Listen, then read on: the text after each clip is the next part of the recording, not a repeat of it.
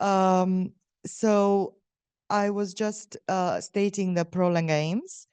And now I'm going to move on to talk about tonight's event, which is a very important one as it captures the main points of language studies, multilingualism in the framework of a decolonized civic curriculum, the role of universities as a civic agent, linguistic citizenship, especially in major multilingual cities such as Manchester or London, and linguistic justice in a culturally pluralistic society such as Great Britain declares to be, are also points of discussion this evening. Just a few house matters. We are recording the event and we'll have wine and cheese after the event at the back of the room. We aim to leave ample room for questions. So please type your questions in the Q&A box for the online audience, and in the room, please signal when you want to ask a question. Also, in order to have enough room at the back for the wine reception after, I'll ask the last two rows of people to stack their chairs to the side so we can kind of socialize at the back right at the end, yeah? We have the pleasure to have Professor Yaron Matras here talking about his latest book, Speech and the City, helped by two other colleagues equally interested in pluricultural societies, Professor Trandafoiu, who's a professor of politics, communication, and diaspora at Edge Hill University, and myself, a keen learner and researcher in home heritage and community Romanian language in Britain, especially looking at the heritage speakers in secondary school. We're meant to have a third discussant, Professor Chowaniec, but unfortunately for very serious personal reasons, she cannot join us tonight. Professor Matras was Professor of Linguistics at the University of Manchester until 2020, where he founded and led the Multilingual Manchester project. His research interests include multilingualism and language policy, linguistic typology, and the documentation of minority languages and regional dialects, with a focus on Romani, German dialects, and languages of the Near East and Western Asia. He published over 6 books on linguistics and Romani. Tonight, we'll talk about his latest book, Speech and the City. Taking advantage of being the main organizer, I'll start by asking Professor Matras, how would you define multilingualism and multiculturalism, and what is the relationship between them? Just check if you're not getting an echo. No, these ones are on here. It's like two. Are you sure? Yeah, this is just the Q&A box, yeah. So that's one question that I really wasn't ready for. So I'll start with, I'm sorry, just a minute. I'm getting.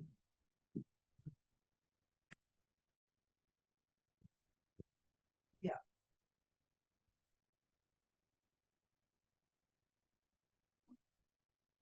Sorry, be back with you in a second. It's no.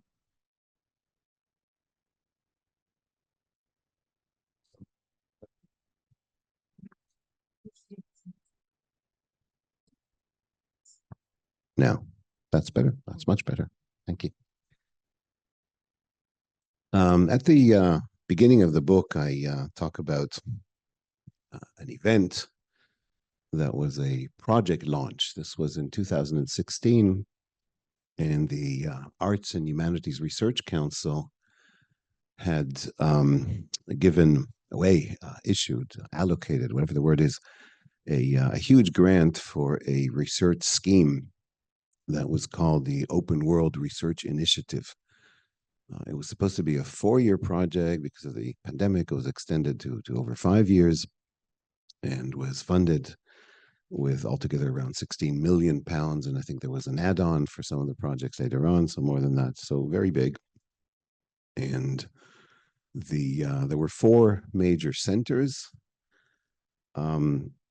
One of them was Manchester, and in Manchester, the project was centered around the Multilingual Manchester project that I was leading on urban multilingualism. The other projects in the other centers and the so-called, as they were called then, satellite projects. So these were the ones who were outside of the centers, but were affiliated. So also within that funding, focused mainly on what the community of modern languages in the UK tends to call modern foreign languages, which is essentially Western European languages and sometimes a few more. There was a little bit of Arabic included, a little bit of Russian included, but by and large, it was about French, German, Spanish.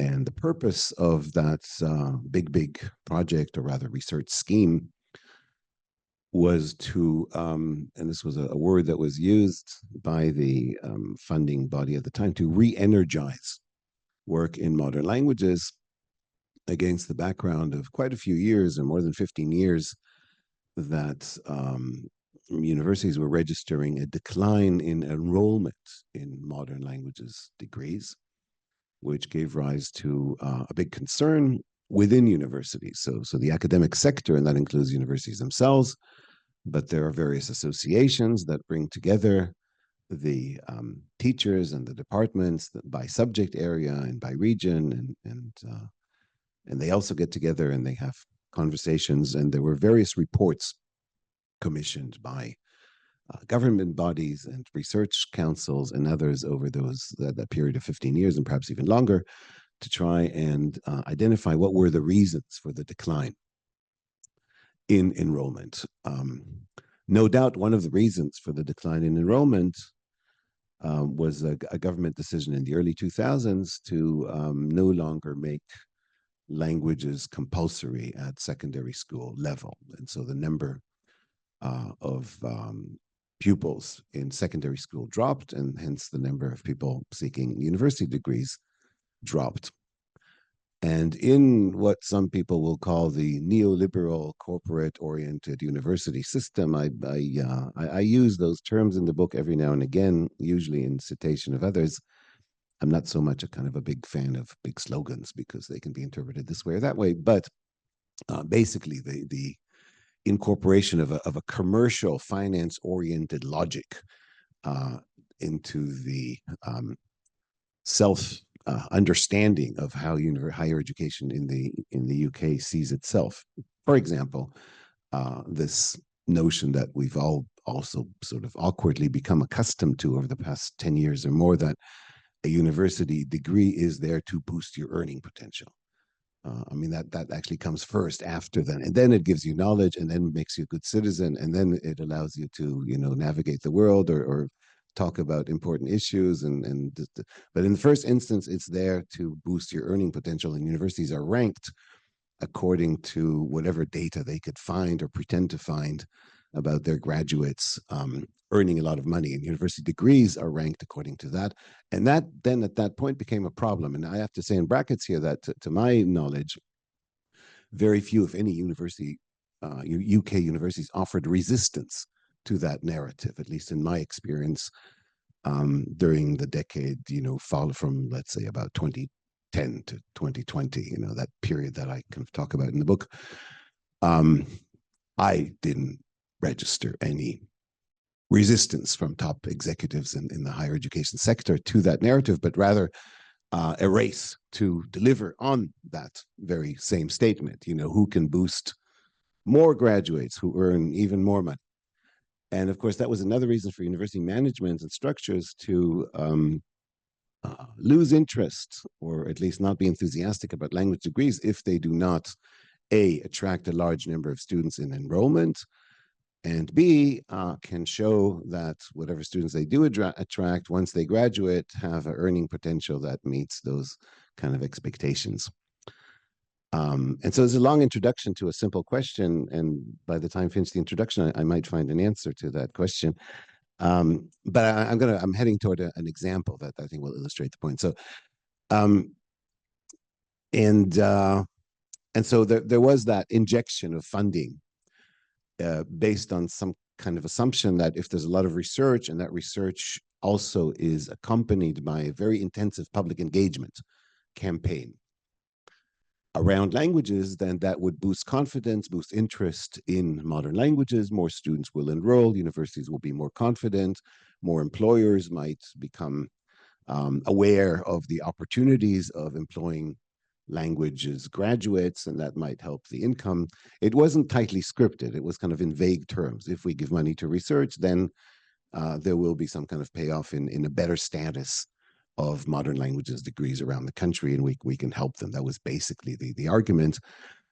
It wasn't scripted to the detail, and wasn't strict. What was not scripted was how exactly do we get from research into modern languages to public perception? What's the pathway? And I emphasize this because this is something that actually what this book is about. Yes, it takes the case study of a project that I led in Manchester. So it talks about the setting in Manchester, the languages there. It talks about what we did in that university setting and what were some of the outcomes. But it's an example of how you might be able to take research and translate it into public engagement. And what does public engagement mean? It means reaching audiences that are non-academic, but it also means, in my opinion, and in the way that it's described in the book, influencing opinion, changing opinion, reaching also policymakers at various levels. So back to the launch event of one of the projects in that cluster, that was exactly, I guess, 8 years ago. It would have been October 2016, if I remember correctly. I got into a conversation with another person who was involved in a senior position in that scheme, who was a modern languages professor from one of the country's leading universities. And we started a conversation about what exactly is multilingualism, because multilingualism was the topic of the scheme in a way. And some of the projects were actually called multilingualism. And to me, it was very obvious, which I guess is the answer to your question. Multilingualism is the ability and the habits, the practice of using a variety of different languages for different purposes. And we do not need to define whether you are completely proficient or whether you use those languages in certain areas and not in others, or equally proficient. It doesn't matter, any kind of combination. And what is a language and what is a dialect? That also is not really relevant, because if we depart from, there is a perception on the part of the users that we are looking at, and for that purpose, that these are different languages. If there is that perception and somebody has a repertoire of different languages that they use either for the same or for different or slightly different purposes, then we have a situation of multilingualism. That was very obvious to me, I think, long before I became an academic, because I grew up in a situation where different people in the family spoke different languages, different people around me, most families around me, everybody spoke several different languages. So that's multilingualism. And research on multilingualism, so multilingualism as a research subject, is the research-oriented examination of those situations in which people use more than one language, including what that means for their identity and self-presentation, representation, what that means for the manner in which they use the languages, the social settings, the interaction settings, the action constellations, if you will, where they use those languages, and what that means also for the structure of those languages. So how languages might change over time or might be impacted by these multilingual setting. So that was my spontaneous view back then, and looking back a few years, I don't think it has changed at all.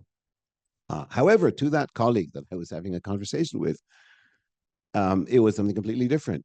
To that person, multilingualism was when you take, open up a research framework, a project, for example, and you bring in a specialist on German and a specialist on French and a specialist on Spanish and a specialist on Italian, then the project becomes multilingual, because there are different specialists on different languages.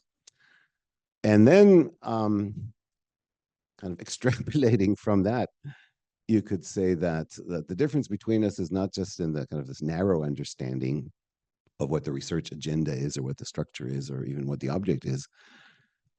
It's a different understanding that also had a huge impact later on as the scheme progressed on our views on how we translate research into public engagement and policy recommendations. And I'm not even talking about the operational pathway, which we might come back to. Should we, can we, must we, are we allowed to, as researchers, say, hey, policymakers, I have an idea. Will you listen to me? Can I make an appointment with you in 2 weeks' time and come over and tell you my idea? Or am I supposed to just sit there and say, I'm an expert, so if you need me, please call on me. If you don't, then of course I'm not going to push you.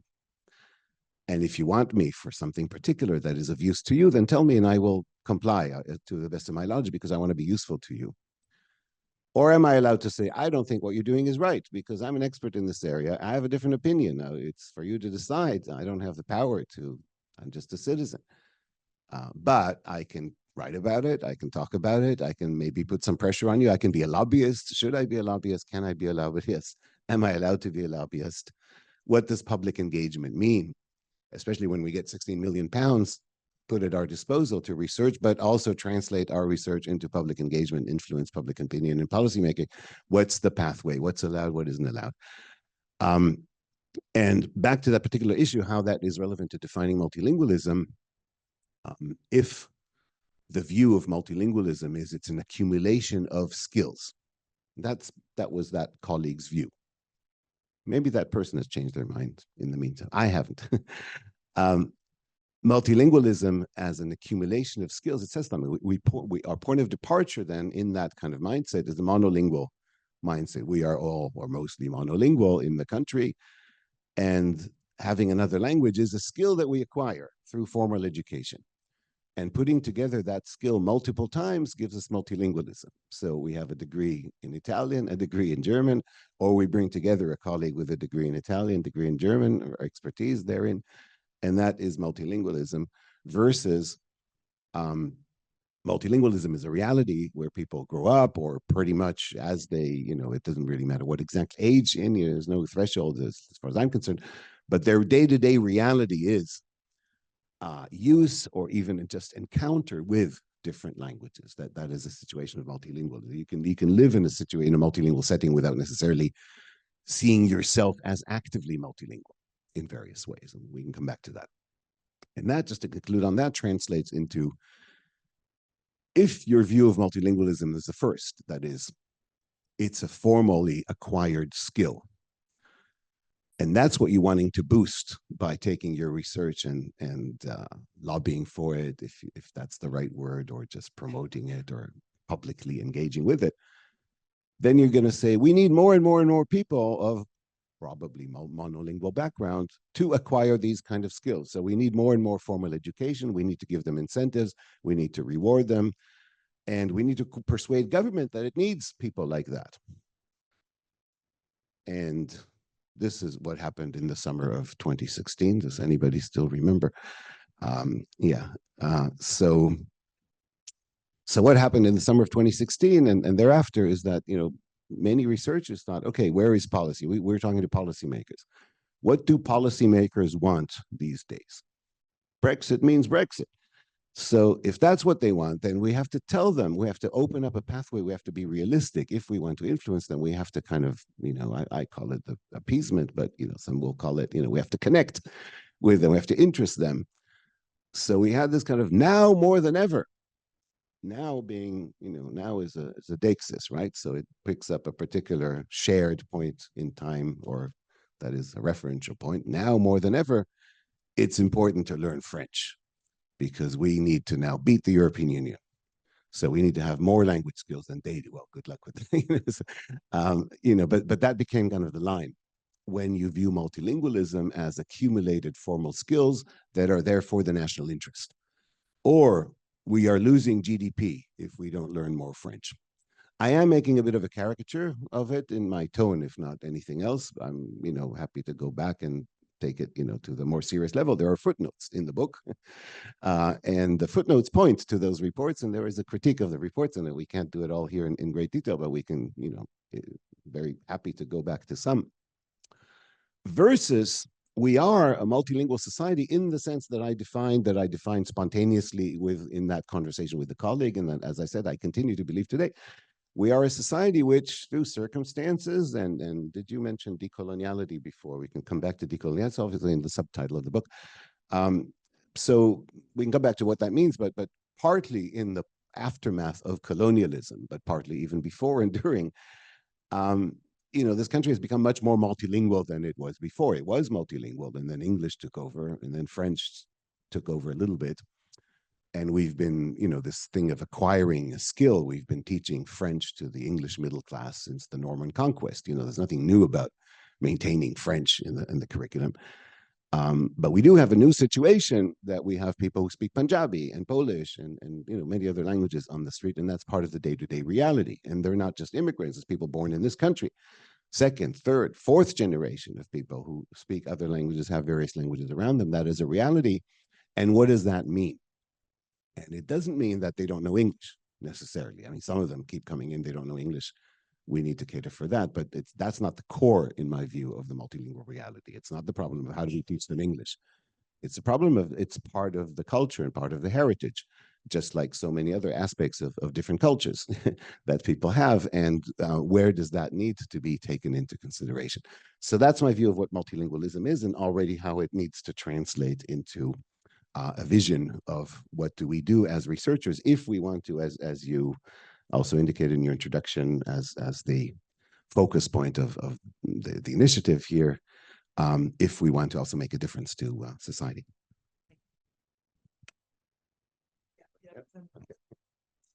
Thank you for the opportunity to talk about this important book, which contains many of those vignettes, sort of occasions where you start to narrate about, something that might have happened, but then it leads to quite an important point. And I guess your encounter in 2016 with your colleague leads you to make a point that I was quite, attracted to, because I actually agree with it. You talk about multilingualism as an alternative way of thinking and doing. And I love this idea. I think multilingualism can be a provocation sometimes. You describe it as disruption, interrogation, and utopia. And I was wondering whether you could tell us a little bit more about the positive effects of such a disruption, such a provocation. I think maybe there's a bit of a misunderstanding or at least I'm not sure what you're. I certainly don't portray multilingualism as a disruption or interrogation. I don't think I do that. I talk about the multilingual utopia, but all three words appear in the book, so I'll try to come back to where they appear in different places and what they mean. But just to clarify, no, it's not multilingualism that is in my view disruptive. But I think let's start perhaps with the utopia. I'm not the first. I quote two people who talk about the multilingual utopia in a chapter that I call "The City as Multilingual Utopia." So there's several things there. First of all, why the city as a multilingual utopia? It's not a coincidence, because one of the threads in the book, and again, it's situated. 2016 comes right in the middle of it, so it's kind of that decades, 2010 to 2020, roughly. It's a period where there is a low point in any kind of appreciation of multilingualism at the national level, to put it in a way that is understated. It's very unpopular, the notion of multilingualism, and in fact it's being weaponized kind of for a certain political direction during that period. And as part of the kind of Brexit debate, there are direct attacks on the multilingual reality. So there's a depiction, in fact, I don't know if people remember, but Nigel Farage, when he kind of launched his campaign toward the referendum, did it in a here in London in a train, was filmed riding in a train from London to somewhere in Kent and waiting for an English speaker to get on the train. So nobody here speaks English. So the fact that there was multilingualism was a mobilizing element in the campaign for Brexit, on the assumption that it is obvious that multilingualism is a bad thing. I think the word he used was that he felt awkward that there was nobody show some difference. I'd be delighted, I would be really interested to be on a train where not where nobody speaks English, but when we have as many languages as possible.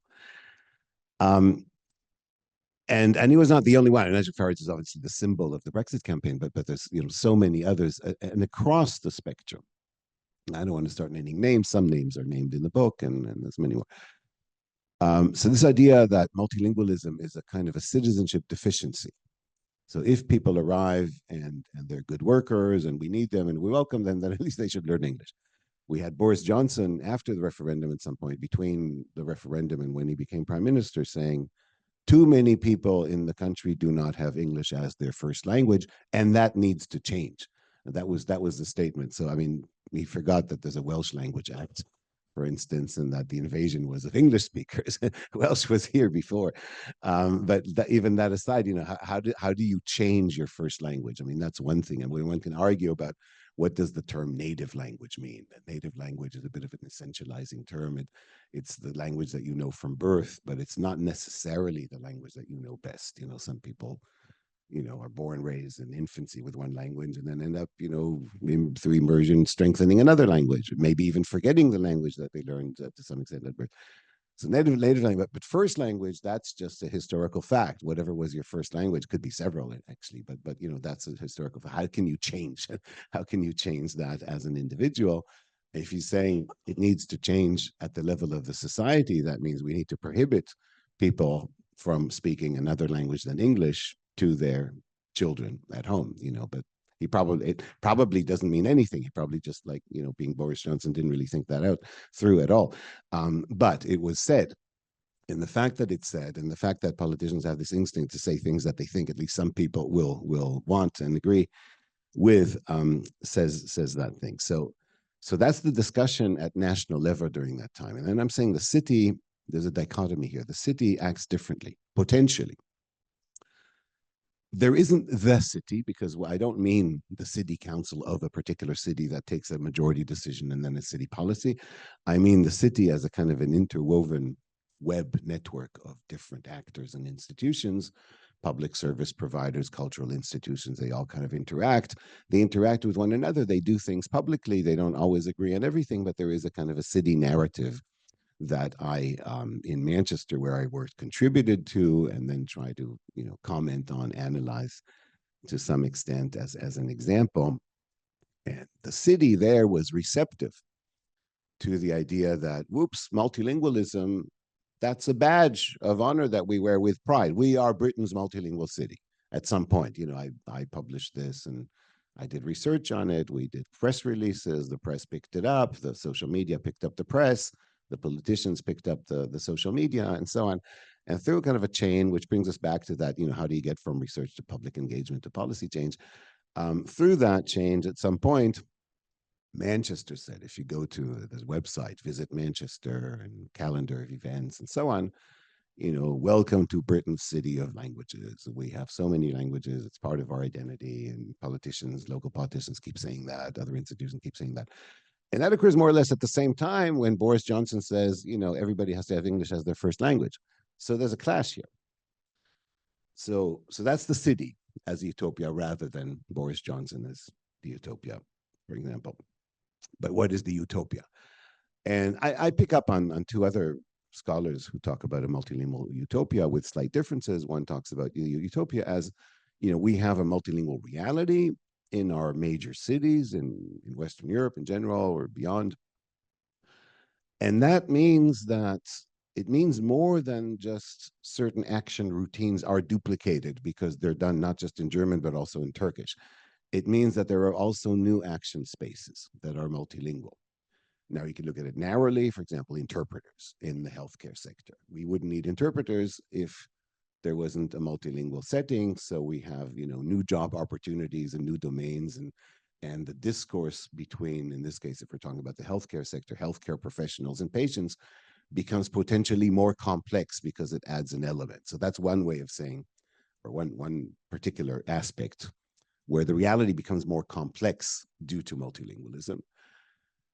It can also be because there are simply new action routines, new things that we need to name, new ways of doing things, new ways of communicating. So it's not just the duplication into other languages, it's new things that are happening. And if we embrace all of that and allow it all to thrive and don't allow monolingual ideologies to stand in the way and try and obstruct it, then that's kind of a utopia. That's one interpretation. Another one is perhaps a more activist oriented rather than, let's just say, idealistic depiction. And they're not necessarily in contradiction with one another. It's just a point of emphasis. It is the multilingual, the utopia as something that is not yet. It is something that is achievable and therefore something to aspire to, which again brings us back to the research and the engagement.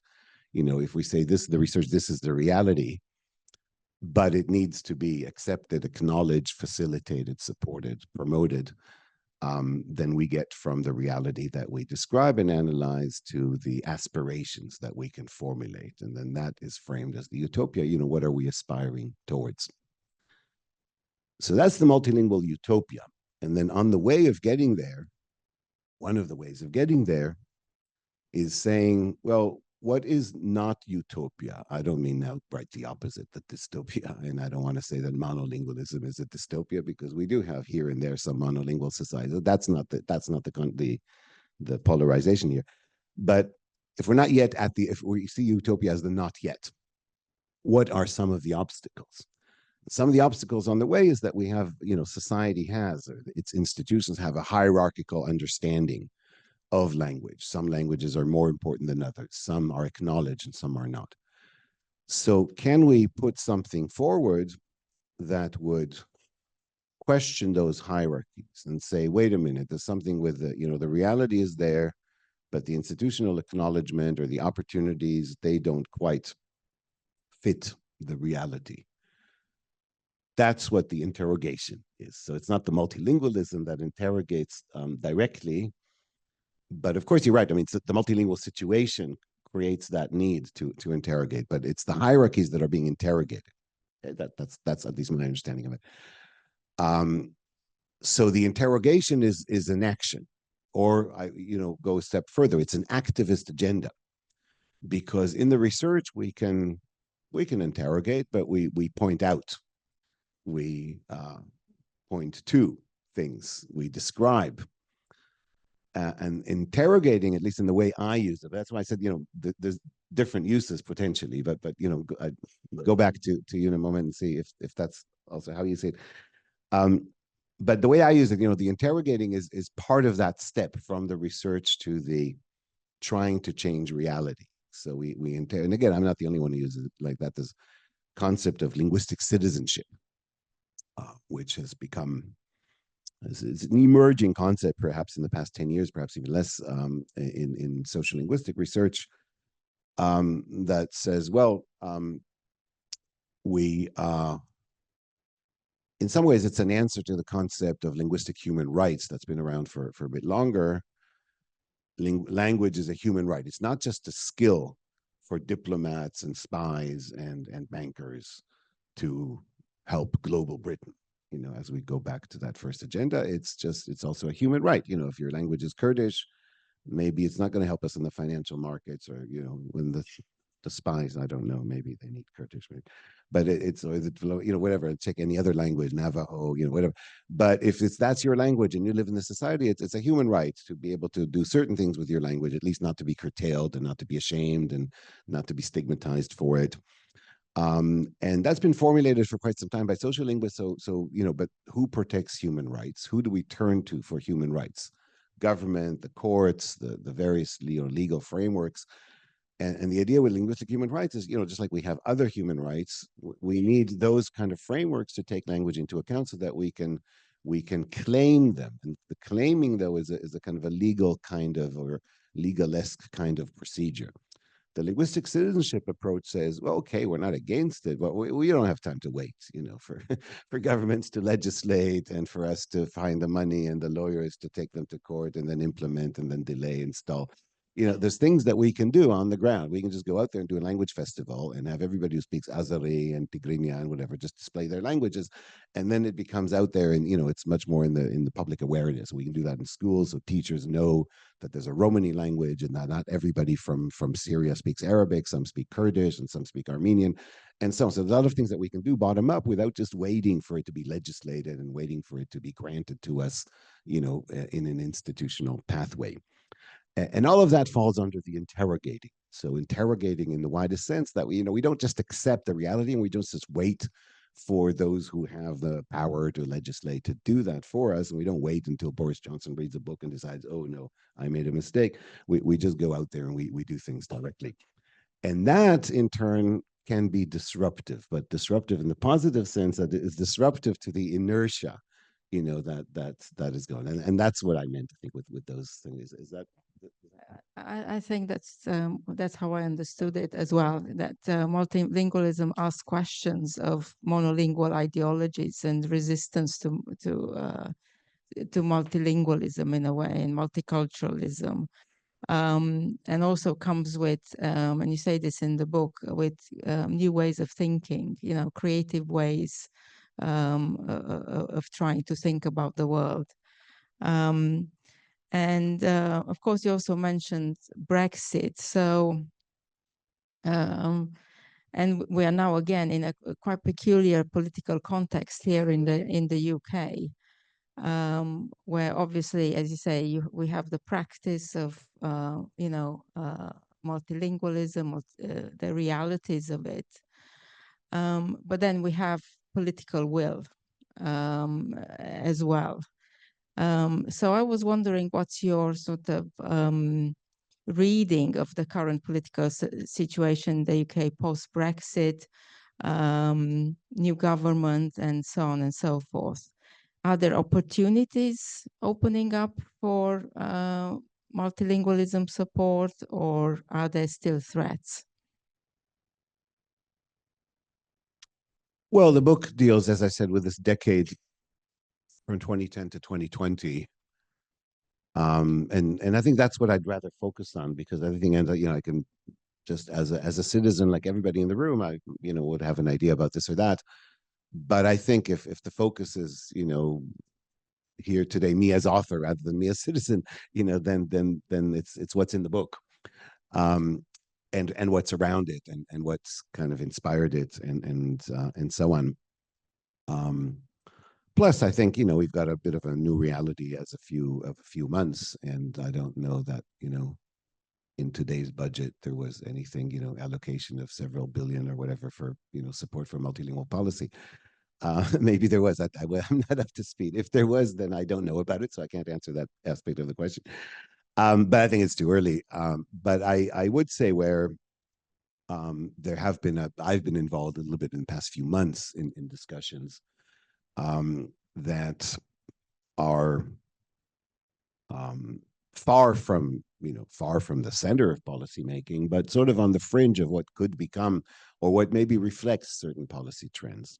Okay, so I'm not involved in any policy drafting in the UK at the moment directly, but I'm involved in conversations like other experts or so in the field, or people who are interested in the peripheral conversations with those who have access to those who are involved. So second tier or third tier, whatever.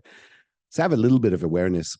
And I'm happy to talk about that briefly, because my impression is that the issues that I've been encountering in the past few months are very similar to the issues that I talk about in the book, which went into production a year and a half ago already, and pretty much ended in considering things that happened up to 2021. I think maybe 2022. There's a few things cited around that, so they're quite similar. So I've kind of cautiously wanted to kind of introduce it in that way. So whatever I say is still informed by things that are in the book. But I think I alluded to that before. What do we do? What's a language policy? So if we translate that idea of what is multilingualism, what is missing, where do we need a framework, where do we need measures, where do we need institutional change, primarily, because that's what policy does. Policy in this country, at least, is not going to tell people don't speak Somali to your children, although, and remind me, write down although, and I'll come back to the although.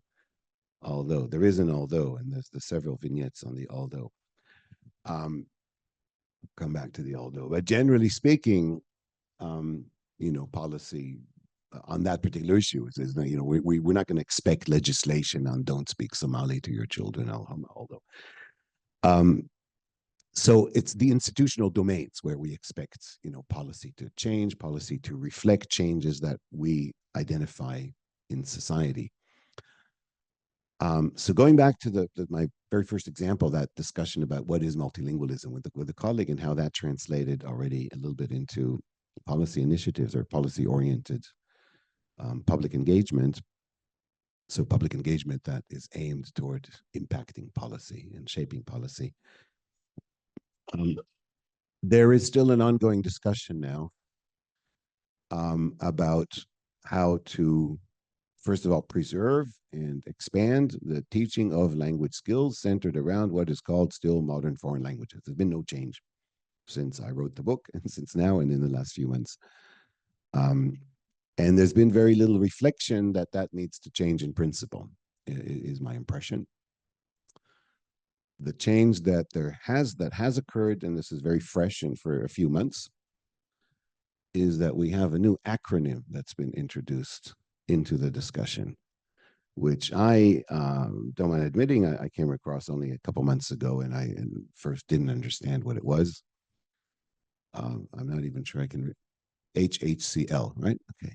And people were using it, HHCL. Some people are nodding, so some people are already familiar with it. I wrote this book. I'm one of the experts in the country right now on multilingualism, right? I mean, that's we can sort of acknowledge that, whether you agree or don't agree or read the book or like it or not. It's something that I did with a big chunk of my life. I wasn't familiar, so there's a discussion context that is obviously not, in the meantime I am, but in that particular point in time. So I wasn't there at the very beginning. I was there a couple months later, exposed to the acronym. But what do acronyms do? Acronyms, acronyms mean that something is becoming institutionalized. So there's a concept that people pay attention to. They can't be bothered to say it out, spell it out all the time, but it's used frequently enough for it to deserve an acronym, but it also means it becomes part of an institutional discourse in some framework or other. And what they mean by, so HHCL stands for, sorry to keep those in suspense that who are not familiar with it, as I learned in that discussion, it means home, heritage, and community languages, or maybe heritage, home, and community languages. That doesn't really matter. And that's kind of interesting because I worked on Romani language for many years and with Romani people in different countries and here in the UK, and with different Romani populations, those who've been here for centuries and those who are recent immigrants. And at some point in the many efforts to sensitize various government agencies, mainly in the education sector, of the different populations. So there are Romani Gypsies, there are Roma immigrants from Eastern Europe, there are Irish travelers who have some historical link with Romani Gypsies, but they're very different population, different language, different customs, different origin.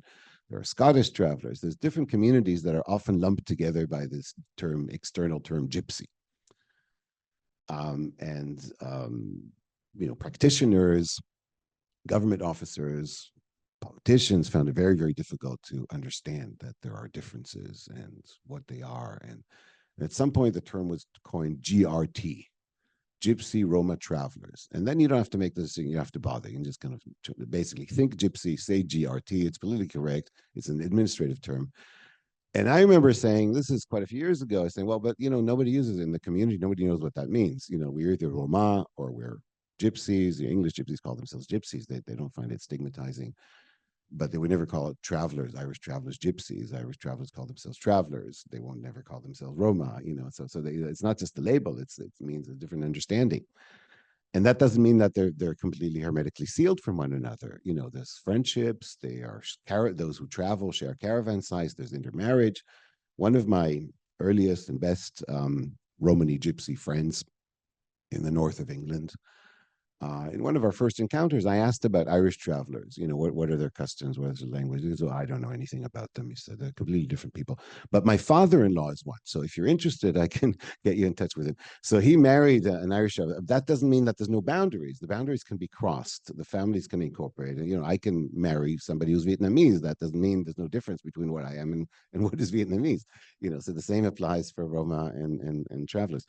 So GRT became a kind of an acronym, and after a while, people from the various communities who wanted to benefit from various offers and measures of support that were given to them adopted it themselves because they wanted to be part of the discourse. And then it kind of bounced back, and they said, "See, they also say GRT, so that's actually the authentic term." So now we're in the age where there is the what was it again? HHCL. Thank you. And I then, in those conversations, trying to figure out, okay, so how does that shape the agenda? And the people just started to talk a bit more quickly, you know, and to when they answered the question. And what I understood so far is that there are various frameworks now. There's government support, Department for Education, there's other government agencies involved. And the lead on languages for the government is now, does anybody know or want to guess, or should we kind of do it like that? GCHQ is the lead on languages for the whole of government right now. And that tells you something about, you know, where government sees language. It's not a domestic thing. It's something that, you know, I don't want to speculate about, you know, where, and I don't know, you know, firsthand. And they're talking to other government departments, but they're the lead on it. So there's some kind of understanding that it's a foreign policy tool of some kind that has to do with, you know, that's where language skills come. And then there's, you know, security is very much top on the agenda when they talk about it. Security, diplomacy, soft power, which I think is a misunderstanding, because actually soft power is the British Council. Soft power is teaching Shakespeare in Beijing. That's soft power. It's not learning Urdu in order to spy on somebody else. But I don't know, somehow these terms get confused. And so that discussion is still on how do we boost the teaching of modern foreign languages, that is primarily French, Spanish, German, and a few others. But then there is that acronym that's come in a little bit in the fringe. And my impression is, from the questions that I've been asking in the gatherings where I was present, was invited to, is that it is a matter of information. So there's no measures being designed to support HHCLs, but rather HHCL is kind of in the information package. Okay, let's get people to learn French, but let's tell the teachers that some of them speak Romanian at home and others speak Punjabi at home. And that's the consideration given. It's a small step, but it's very far from, in my view, acknowledging the country's multilingualism. Plus, it is everything that I'm aware of in terms of policy now is focused on just education and teaching as skills. In fact, the fact that these other languages are called home, heritage, community, they're not skills. The skills are in French and maybe Russian, and so of course some can be both. I mean, how many people in London actually speak French at home? So, I mean, but there is that kind of dichotomy, and it doesn't have to be like that. You know, there's no reason why, you know, the community languages should only be taught at weekends by volunteers at supplementary schools who have to struggle every year finding a venue and then be subjected to the inspection of city councils. Do they have a fire escape? Do they have a what's it called? DBS is the acronym, and so on and so forth. You know, outside of the normal framework of schools, there are other countries where, you know, home, heritage, community languages are taught as part of the curriculum, not necessarily at the same level in terms of resources or presence in the curriculum, but the principle is similar. But anyway, it's all tied to education, but there are other aspects, and this is where I want to come back to the although, and then I'll hand back. But the although, so the although, if you remember, was when I said we don't have a legislation in this country that tells you don't speak your particular language at home. Okay. But the although relates to many things, but one vignette here from the book is an event that I was invited to attend, and I think it was around 2018. There was a campaign called We Stand Together. I think it was at national level, but it was, you know, independent strands in different cities. In Manchester, and I think elsewhere as well, it was actually led by the police. as an answer to the answer to perceived radicalization. So there was fear that radicalization associated with Islamist movements would lead to a kind of a counter radicalization against primarily Muslim populations, but not exclusively. Something that we saw recently, in a wave of demonstrations across the country, demonstrations, riots, and so was that fear back then, and it led to that initiative, We Stand Together, which in Manchester was very strongly coordinated by the police, and it was, I had quite a few interactions with them, very interesting, positive, very open initiative. So it was led by the police, but it was reached out to community groups to participate. There were a series of events, and there was several that I participated in, and I talk about one of them. I give an example in the book, and there was this discussion about how Brexit is affecting community cohesion, community relations, which is already interesting because here we have a major public service, the police, which is actually politically neutral, basically, in principle. Acknowledging you don't have an event on how it has affected community relations if you don't think it has affected community relations. And I don't think anybody there would say, Brexit is great for community relations. There was a fear that it was negatively affected. Anyway, there's about 50, 60 people in the room. And at some point we were divided into groups and asked to kind of have discussions. And I was in a group that included the host of the event, the local host, who was a senior manager in the local institution, wasn't one of the universities in the city, senior administrative manager, not an academic manager, who hosted the event in the premises of that institution. Somebody who had been in a very, very high position in one of the key public services in the city. Both men, white English men, just to, I say this because of the contrast, and it will become clear in a minute. There was me there. There was a woman of Central European background who was a political activist. There was a woman of South Asian background who was a youth worker, and another woman of South Asian background who was a culture activist and a writer. And the discussion went in different directions, and at some point the youth worker said, well, one of the big advantages of satellite television is that people in my community, young people, they can listen to Urdu on satellite television, and that helps them, preserve the language. And people nodded. Then immediately both those two managers, so the one that used to work in a big public service provider in the city and the other who was the host of the event, objected very fiercely. And this is really, actually, we've been having some casual conversation about this last couple of days because there was an event here in the building or next door a couple of days ago about whiteness and epistemic justice. And it made me think of this example, actually, what exactly is whiteness and what is white relevant? And I think this is the only place in the book where I talk about somebody as being white male, but I thinking now, why did I write it and why did I think it was relevant? Yes, they were white, the color of the skin, so am I. They're male, yes, so am I. What was the white maleness there that was relevant? And I think it was the position of power. The first was the co-initiator of the whole initiative. The second was the host. And in that position of power, they were both resisting that statement. And the statement from both of them immediately countering what the youth worker said was, that's bad, because they drift away from British values if they watch satellite television. And it was sort of addressed to me as another white male. Well, I wasn't in a management position, but kind of, and I completely intuitively, sided with the said, what do you mean? What is British values? Oh, violence. Yeah, as in, well, if they watch, we know that when they watch Somali television, then they don't stick to the British values of nonviolence. It's of course, how far back do you go in history to define nonviolence as British value, in brackets, but it's like contemporary. Okay. I very much strongly objected. I sort of led the objection then, on the table, and obviously, and at some point they changed their minds. So I don't know if they changed their minds fundamentally or just for the discussion. And anyway, we kind of glossed it over.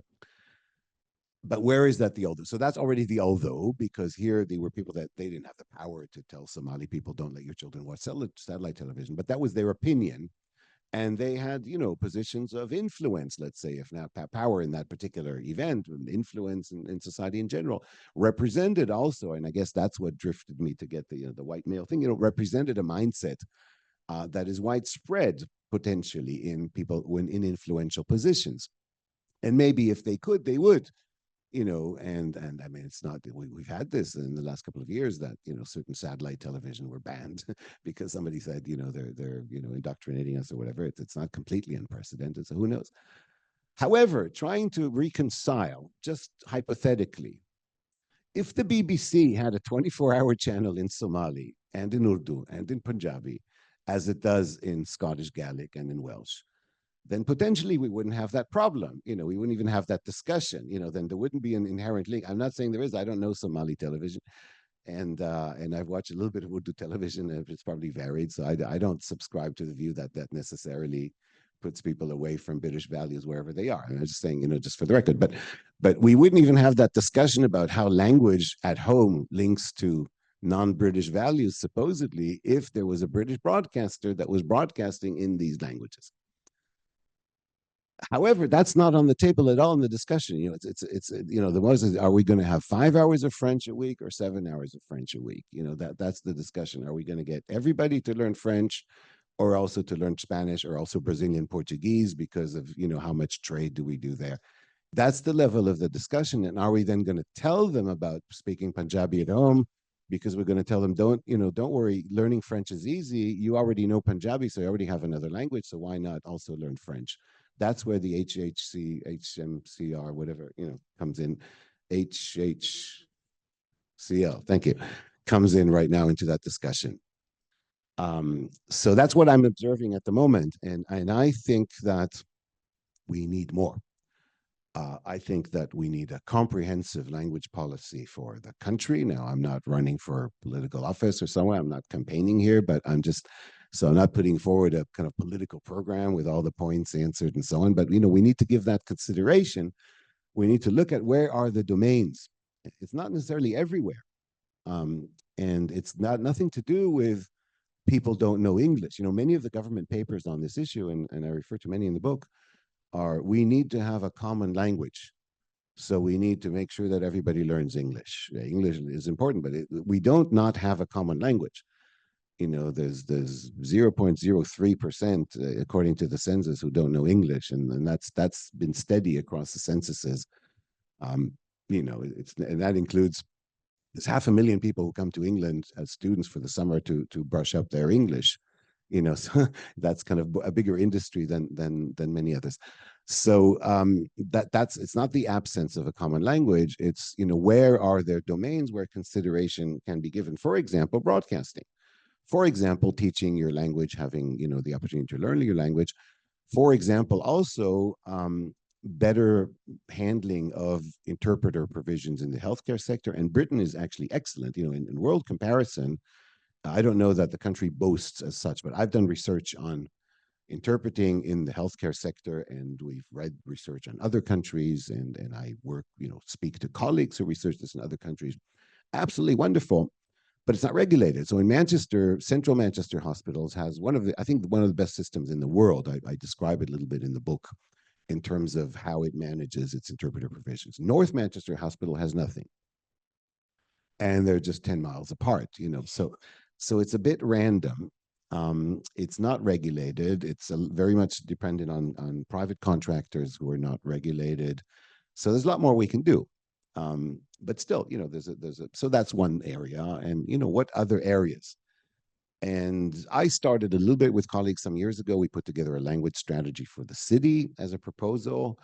And one can try and look at it and see what's applicable to other cities, what's applicable to the countries. But we need something like that, a comprehensive language policy, the point of departure of which is not global Britain, and we need languages to spy and to trade and to dominate and to exert pressure and soft power and whatever.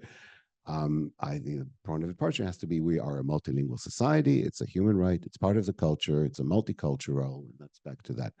And that's not happening yet. And the discussion is very, very much in minuscule still in that. Yeah, so I kind of need to ask you two questions at the same time. So I initially wanted to ask you, but you partially answered already. What would be a few points that you'd like to see in a near ideal national language strategy? And at the same time, because I feel they're very much related, if you were to run Multilingual Manchester again, what would you change? Or what would you do different? Or more? Or less? You can take, I mean, either to get, I think they're kind of, yeah. Yeah, absolutely.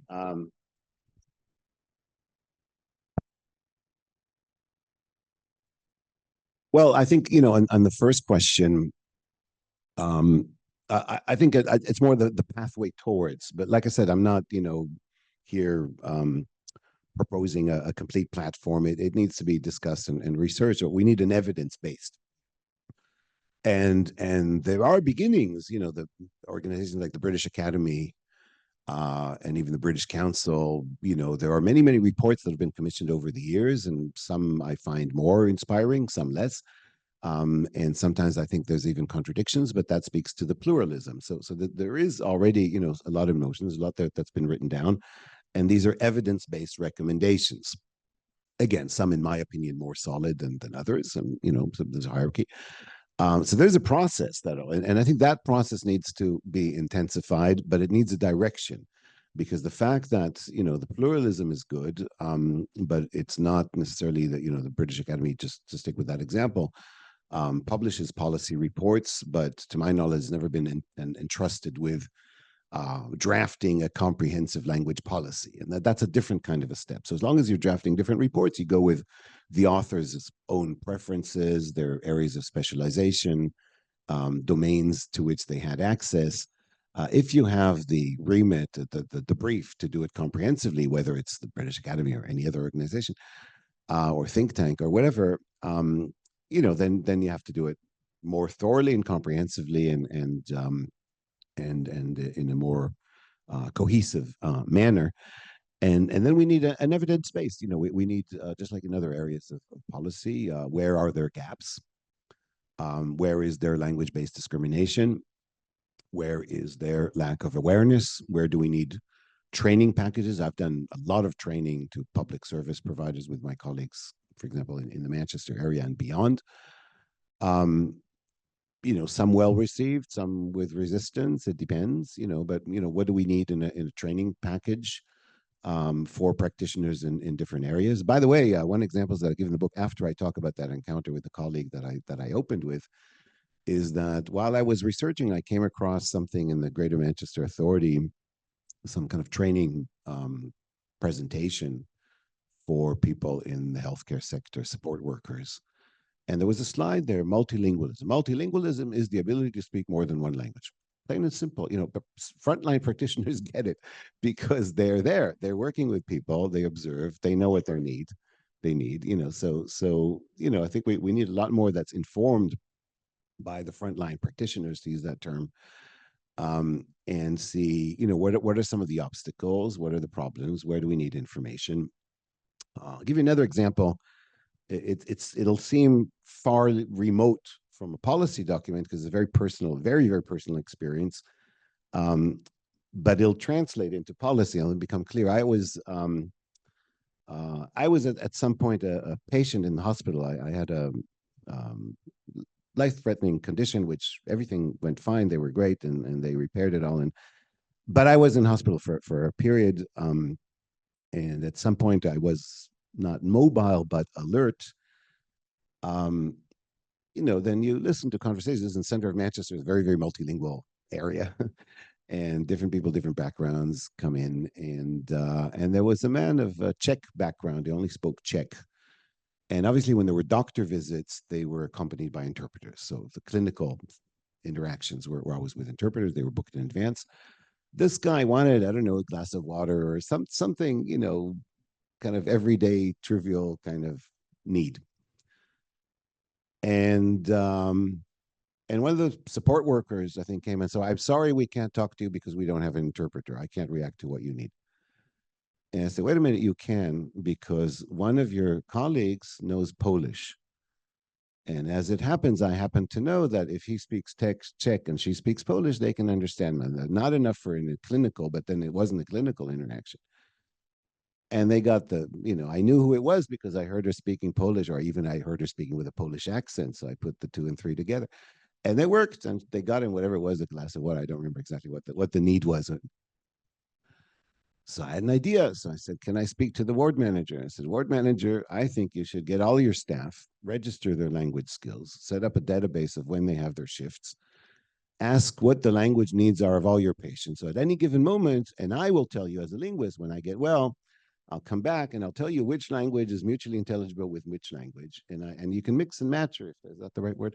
You can match, whatever. You can put them all together, connect them, and then you've got a whole system. And then if that works, then you take it to other hospitals and you make it nationwide and so on. It was experimented with later at some point. To my knowledge, it never took off because there were HR concerns or something to do with, what are we allowed to or not allowed to keep on record without consent, with consent, and that's where my expertise kind of ends. I thought I still think it was a good idea, but something like that, if that kind of need arises and somebody knows with all the legal advice and the HR advice how to do it properly without being sued and for this or for that, then it can work and be a serious improvement, and probably also cost effective because you don't need to book an interpreter for every glass of water request, right?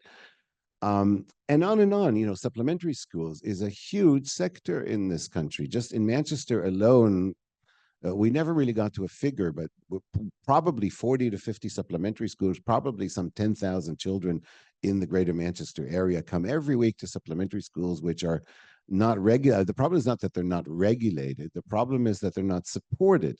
There's so many things. For example, an educational dilemma, pedagogical dilemma, methodological curriculum dilemma that they have is what is a home language? So their brief is to teach the home language. Okay, so if you're French, you speak French at home, there's a French grammar, a French curriculum, so you can mix and match. You can match, you can connect the home language that you speak at home with the curriculum of the French schools, and more or less, unless you're Occitan or something, but more or less. For Arabic, that already doesn't work because nobody speaks standard school Arabic at home. Moroccan Arabic, Baghdadi Arabic, Palestinian Arabic, whatever, very, very different. For Chinese, it also depends. It's Cantonese, there's other languages that are considered Chinese, but they're not the same as a standard. In fact, most languages that are spoken in Britain as a home language are not identical to the formal standard language of the country of origin. And some speak regional languages that are not the national language of any country: Kurdish, Romani, Azeri is in Azerbaijan, but not in Iran, and on, you name Cantonese and so on. So the tasks that right now the supplementary or complementary schools have are in that sense much more complex than simply teaching a language to a GCSE or whatever curriculum, because they involve a multi-layered approach. Now, some people say we should have that for English. We should teach or allow Yorkshire English as much as we do standard English. So I'm not saying, English is all resolved. It's not that much talked about, but some people are saying, we mustn't teach, look at, certain varieties of English as being, disenfranchised or disadvantaged. But certainly that occurs in other languages. Plus, many are multilingual, home language.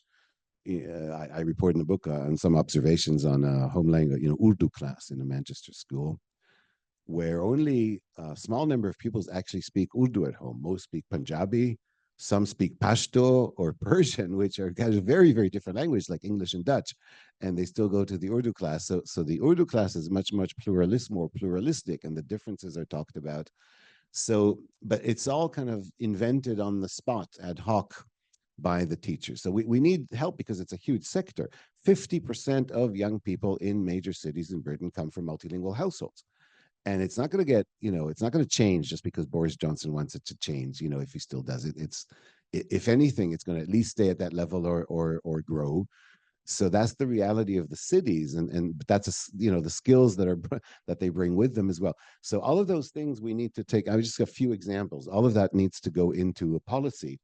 And whether it's my experience in the hospital or 100,000 other people who have more interesting experiences, we need to have these focus groups, as they know how to do for policy, because when they put together the questions for the census or for the different areas of policy, they have ways of doing consultation with experts and interest groups and so on. We need that for language beyond just the spies and the bankers, which is right now and the diplomats, which is right now been the focus of most of the policy reports. There was another question after the policy, and that was, what would I do differently? Yeah. It's a very tough one. It's a very, very tough one, because I'm not. So I'm not right now starting over and doing another 10-year project. I've got other things to do with my life. And I am, because I have an advisory role in different projects that pick up, similar things here and there. So I have conversations with other people. We're doing nothing is identical, but some things. The book also has Civic University in its subtitle, and maybe we don't have time to talk about it in detail, but we could come back to it. But there is a contrast, actually, between, there's a chapter that you pointed out, the multilingual utopia in the city, and then there's a concluding chapter that talks about the mirage of the Civic University. And I think that kind of gives away already that I am bitterly disappointed with what the university framework in Britain can offer for such a project. And I started my part of the conversation before by talking about the pathway from research to public engagement to activism, and alluded to some of the obstacles already, or the dilemmas. Are we allowed to? Can we? Should we? But also to the profit-oriented, or let's just say financial sustainability-oriented conceptualization of what degrees and university knowledge is. And in that kind of environment, add a few more ingredients to the recipe, a kind of a coercive control culture that has emerged over the past decade very strongly. And I could go on and on. At the end, a project like that is not eternally sustainable in such an environment. And I am a big admirer. I was before, but now even bigger since I left my university post and had time to let it kind of sink, and then write about it, and and then talk to people. And I'm very grateful for the opportunity. Again, I said it, for your interest and stimulations here, because it also gives me an opportunity to think about these things again in a different light, having written about it. I'm an admirer of the genuine civic initiatives that are outside of institutions that work under these kind of constraints or goals as universities do. There are a number of them in different cities in Europe. Of course, one of the things that they always have to do 50% of the time is fundraising, because they have to kind of keep running as charities or NGOs or whatever it is that they do. And I think one of the things that we need to do as part of policy, that's also the two connect, is to realize that the potential. See, I'm going to be a little bit blunt, okay? Universities are doing this, many of them, because it's reputational capital right now. Diversity has been appropriated, language diversity. We talked about multilingualism. We call the project Multilingual Manchester. I don't want to get into the semantics, because you can attach this or that, to different words. It's not really, the word is there, but the language diversity thing, the diversity in general, it's become a kind of a performance indicator. It's a badge of, you cover yourself by saying you're diverse. So the city is linguistically diverse, but that includes the hierarchies, that includes the, the different things. Once a city like Manchester, for example, brands itself city of languages, and every year it celebrates languages, then every institution in the city wants to be present. They don't want to be left out, because it's a reputational thing. And sometimes they even push the others out. No, this is my place, you go away, and so on. And yeah, it's just, really, it's it's not nice.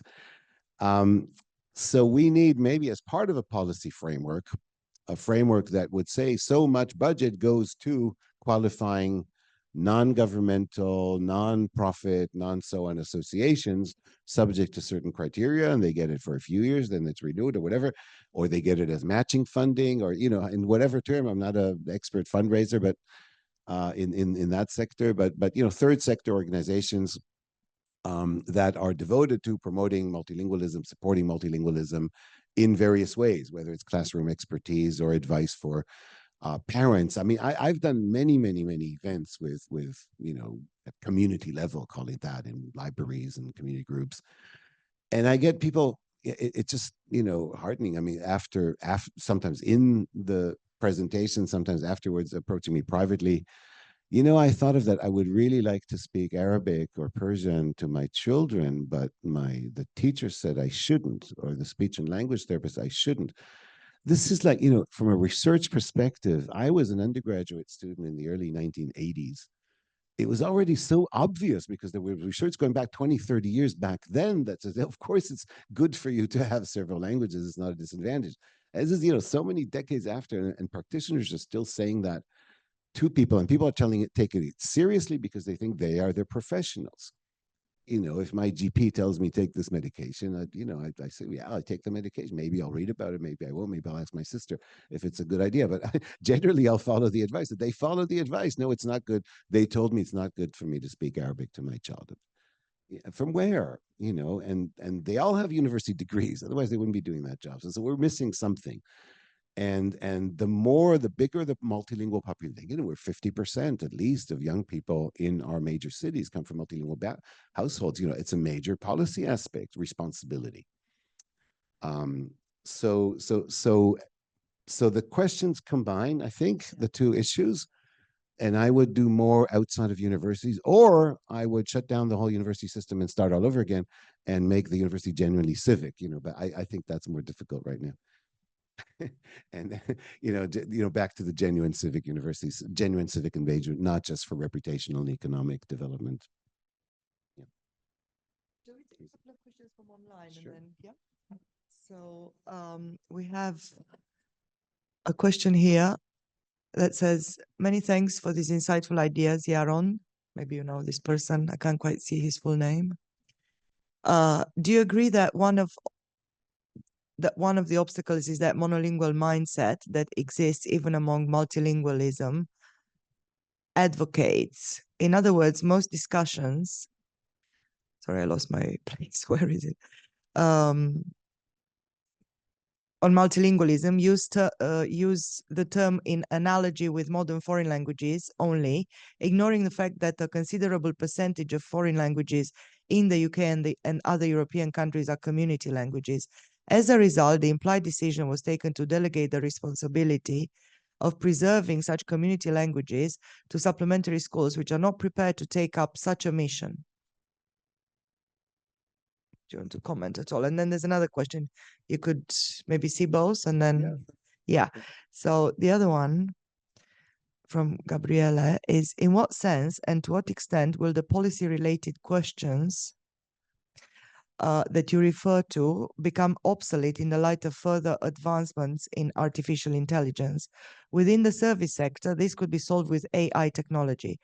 Google Translate has already replaced the role of a native speaker in various business environments. And the first question was from Mohammed Fatih, by the way.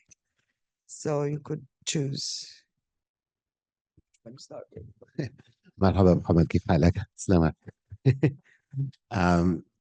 Mohammed and I, unless it's another Mohammed Fathi, but I imagine Mohammed Fathi Othman from Egypt. Ahlan sahlan fik. We worked together many years ago as a PhD student, and one of the first students who worked with me on home languages in Manchester, working on Arabic. So it's nice to hear from you, and it's nice to keep in touch in an international community over these things over so many years. I mean, it's a very special. And thank you also for the other questions. They connect, and I think I'd like to just say on all three that on all three, I don't think there's a right and wrong. So I don't have an obvious answer. You know, if anything, I have a kind of a pathway to how would we try and get to the answer. So to start, perhaps with supplementary schools, I think that the phrase we used was it was delegated to, but I think it's important to clarify that that was not a conscious decision. At least as far as I'm aware, there was no government committee or city council committee everywhere that sat down and said, let's delegate this to supplementary schools. It was the absence of any other form of action that created a need, which was then is being filled still by supplementary schools. And in, again, connection with the other question, one of the other questions,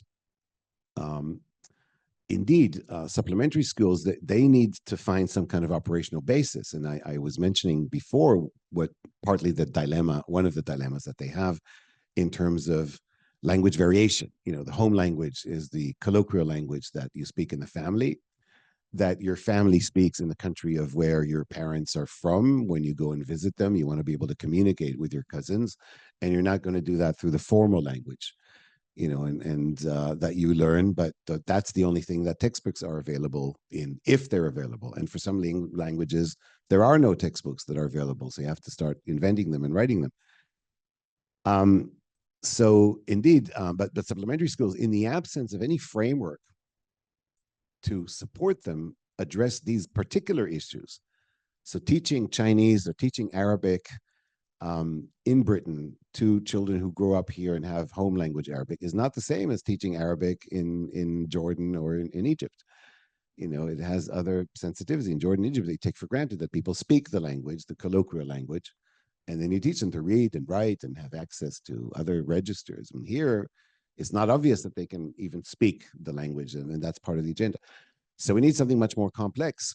And again, in my view, we need to incorporate that whole sector, which right now, as was rightly pointed out, is delegated out of the school system into the school system. Now, we've had many, many conversations with people from supplementary schools and asked them, what do you think? You know, panel after panel and conferences. And, you know, we set up a supplement. Part of what Multilingual Manchester did was we set up a supplementary school support network where we did training and conversations about precisely these issues. And it was the only forum for them to discuss these issues and to meet with one another. And we always ask, you know, if you have the choice of having your languages taught as part of the curriculum, mainstream curriculum, that would make you redundant. Now, you can easily ask a doctor, you know, and a nurse, if everybody was healthy, if there was a way with a magic wand to make everybody healthy forever and you'd be out of a job, would that be okay? You know, it's a completely hypothetical question, but I suppose if we were saying health protection, yes, if everybody was healthy, you know, I'd move to gladly move to a different job. Yeah, it's completely different, you know. But most people said, yes, we would actually like to see our languages and supplementaries in the mainstream school, even if that means shutting down our school. There were some things about culture and religion, because the schools are not religious. For some supplementary schools, religion is a very important aspect. So what do we do? How do we complement that? You know, but these are things that are religious school, you know, things that these are practicalities. But the principle was, yes, we would like to see our languages protected in the mainstream school system. And I think that at the same time, the mainstream school system has to adopt a new understanding of language. You know, one that realizes that we have multilingual repertoires and acknowledges that. And then we have both in one.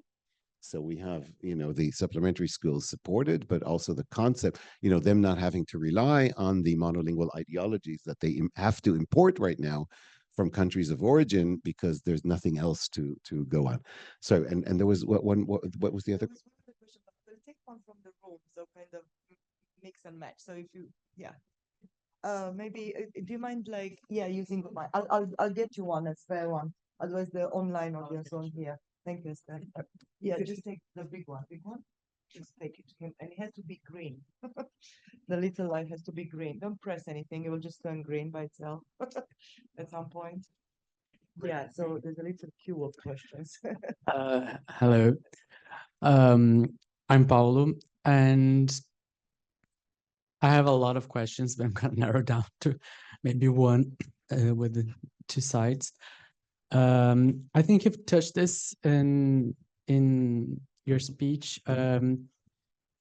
but I feel that it's not possible to address multilingualism without addressing, nowadays at least, xenophobia, racism, and ageism in our societies.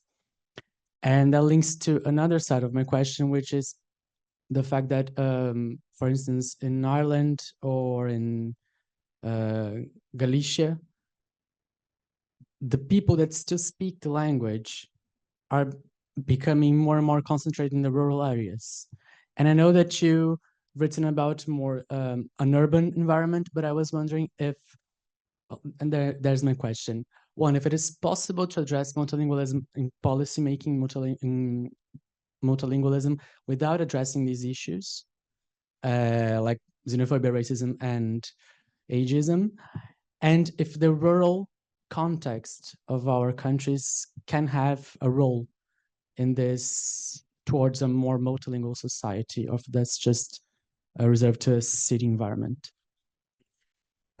Thank you, especially for that comparison, that link between the rural that we associate with what in the European policy context has been referred to as autochthonous regional minority languages, and more globally is sometimes referred to as indigenous languages. What's the difference between autochthonous and indigenous? I don't think there is one. It's just a matter of, what regions we're talking about and what policy framework. And the contrast or similarities with the urban. There are differences and similarities in my opinion. But first to the general question about, can we do this without addressing the other? No, but at the same time, I would say that by doing this, we are addressing the other. So it doesn't, I actually talk about racism and intercultural communication. I don't talk explicitly about ageism, but as I age, I become more and more aware of it myself. But of course, when we're talking about regional languages in rural areas, it is there's a generational thing, but it's still in the city as well, because the issue of multilingualism in the city is also a matter of cross-generation communication, and so well-being within the family. And in some of the projects that I led, it was addressed very explicitly. For example, one of the things we did with Multilingual Manchester is work with the museum to set up a multilingual platform where the museum put digital exhibits online from its collections with a short text in English. And we invited people. This was during the lockdown. It started during the lockdown and proceeded afterwards. It was expanded. Invited people to contribute what we called storied translation. It's a term that we invented. What does it mean? We wanted to say translation, but we wanted to emphasize we don't want you necessarily to translate one-to-one, because it's not convenient, because that's not the task, because sometimes not possible. So just take the English and take the image and see how it inspires you to write something about the object. It can be in your language, it can be in several languages, it can be in a dialect, it can be audio and uploaded. It can be done in different modalities and in different forms and in different kinds of content. It became a cross-generation family activity. Now, of course, the coordination of it, the logistics, normally a museum doesn't have that. How does a museum go out to families and get, one family to another in 50 different languages? It doesn't have the capacity. So that's where I'm saying, that's where you need the Beth, what would you do differently as a project? You can't do this in the long term as a university project. You need a wider grassroots organization. But we had people who had contacts. And there's a section in the book where I talk about also the interviews that we did with participants and how they evaluated it with hindsight. And they said, we had different generations getting together during the lockdown, talking about things in their language, Luganda, and how should I write it because I never went to school in it. And we were very proud to see our language online and so on. And that contributes to well-being. And so it addresses both the issue of, if not explicitly racism and xenophobia, I am somebody, I have value, and my culture has value, and it's on there in the same official platform in the city as other things, and I talk to older people in my family because they know the language, they use it more than I do, or they have memories from where they grew up, so they know certain terms that I don't, for which I use English words, for example. So there are various ways to do that without necessarily running an anti-racism campaign, anti-ageism campaign, but it can still link productively to those campaigns and certain things that we can learn from them.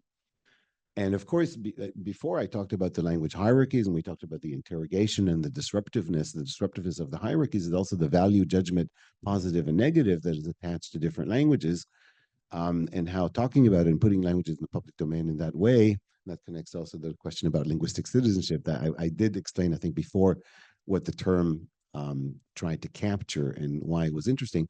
So that, for example, is an example of linguistic citizenship. We don't wait for legislation to say Luganda has equal rights in Britain, and therefore you can put it on the museum. We don't lobby for that legislation. We just do it.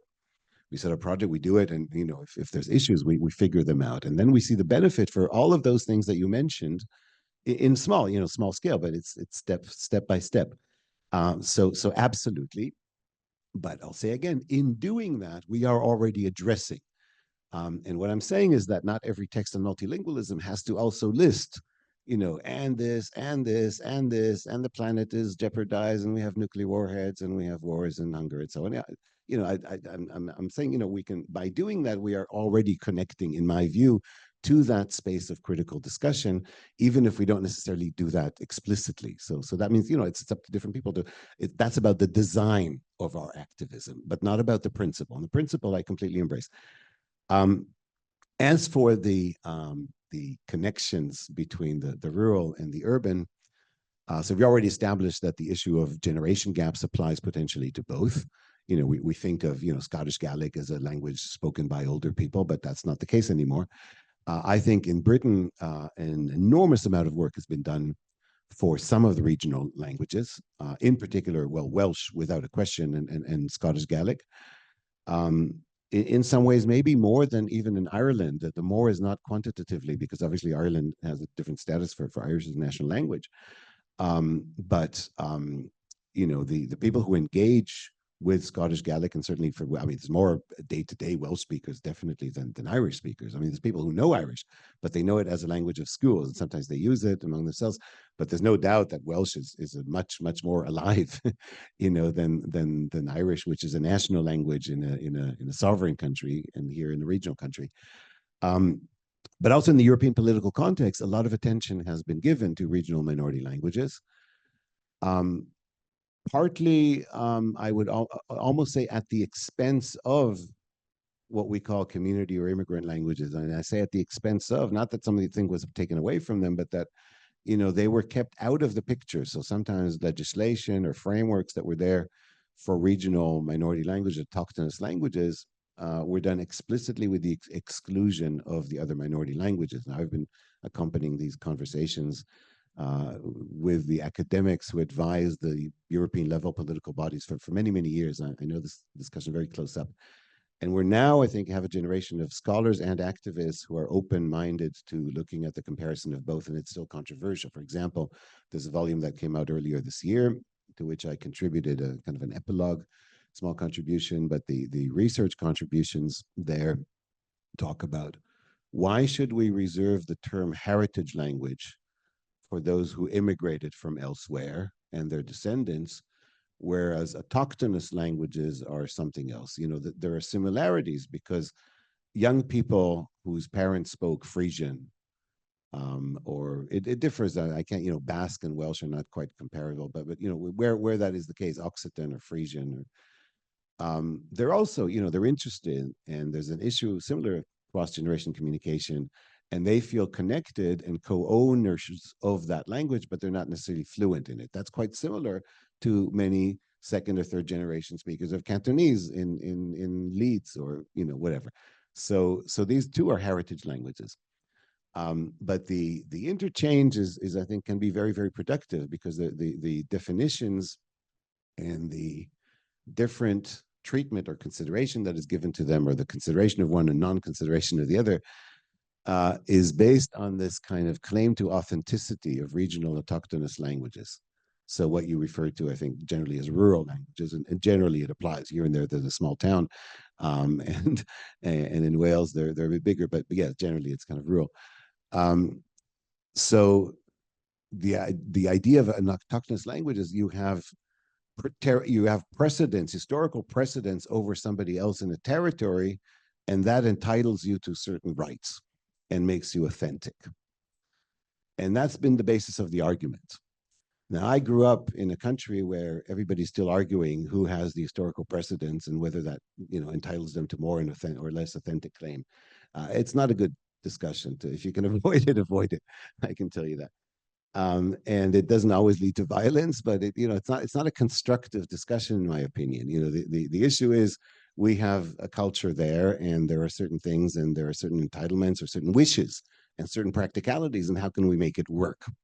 I'm talking now about the regional languages, okay? And the communities of, let's just call them kind of diaspora languages, not because they're displaced from where they're supposed to be, but because they're transnationally scattered.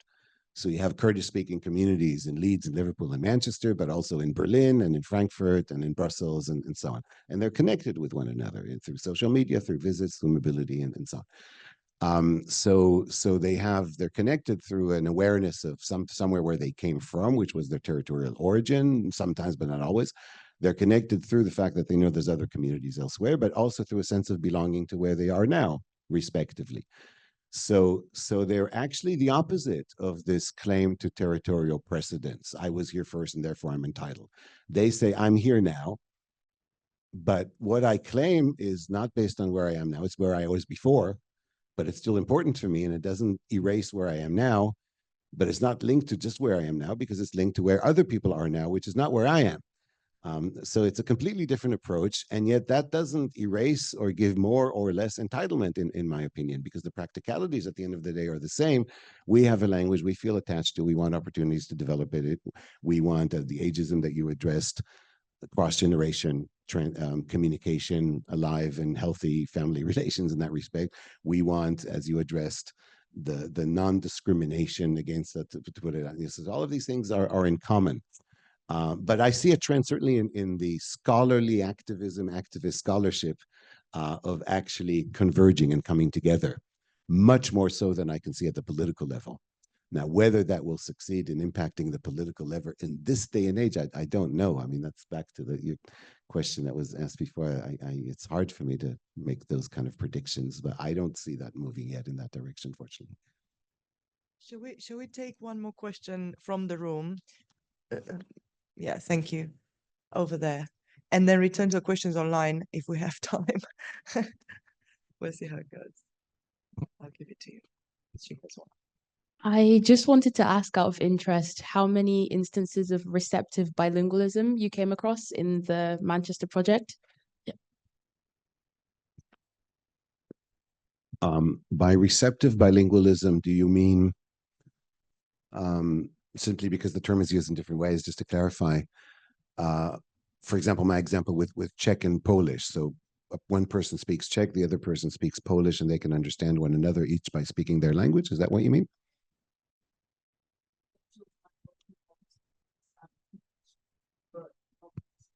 I think you are audible. Yeah, thanks. So like with children that understand the language and they it's fully functioning when their parents speak it to them, but they don't they wouldn't be able to go to, say, if the country is Spain, they wouldn't be able to go and use it because they can't. Okay, thank you. But because I mean, the term is used in different ways, and sometimes receptive multilingualism is we each of us speak our language and we don't know the other, but we can understand them. So languages that are similar, like Swedish and Norwegian, for example, or English from Leeds and English from Bolton. So I can't quantify it, I'm afraid. So it's widespread. That's all I could say. And I can't say how many cases because I didn't go around and count them. But that actually brings me to a different question, if you'll allow me, just because because of the answer. I think this is kind of my inability to answer the question quantitatively. I think just raises that. I just want to touch on the question of what can we count generally, because I mentioned before this celebratory aspect in Manchester that I put on as a very positive, utopic kind of thing. We are the city of languages, and that was based on some research where I worked with a press officer at the university who may even be with us tonight online. I don't know. But if he is, he'll remember back then, and he's mentioned in the book, he said, well, let's advertise this. This is part of this pathway from the research to public engagement that I opened with. How do we get there? We get there through publicity. That's partly what public engagement is, some kind of, reaching other audiences. And how do we get to publicity? Well, this media relations officer was very, very creative, said, well, you need something that the press will pick up on. You need a story, and the number of languages is going to be something. How do we count languages? Is Hindi and Urdu, is that 2 languages or 1 language, or different dialects of Arabic? Is that multiple languages, or it's not a precise science. And how do we count how many speakers anyway? Because the people, for example, that you asked about, do they count as speakers if they can't speak it, but they can understand it? So even if we had the ability to go around and count them, what would that give us methodologically? What insight? How can we work with that, especially in translating data that we get through research into some kind of public awareness, attitude changing sort of thing? I think the answer is sometimes you make compromises. Sometimes you say, well, there's certain aspect of research and science that we can simplify because it can help us work toward a more equitable society, provided we do it in good faith, and provided we explain, well, it's not a precise science, but in the sense of, or we explain exactly what our data do. We didn't bluff, we didn't estimate, we took data that were measurable. So, for example, the census.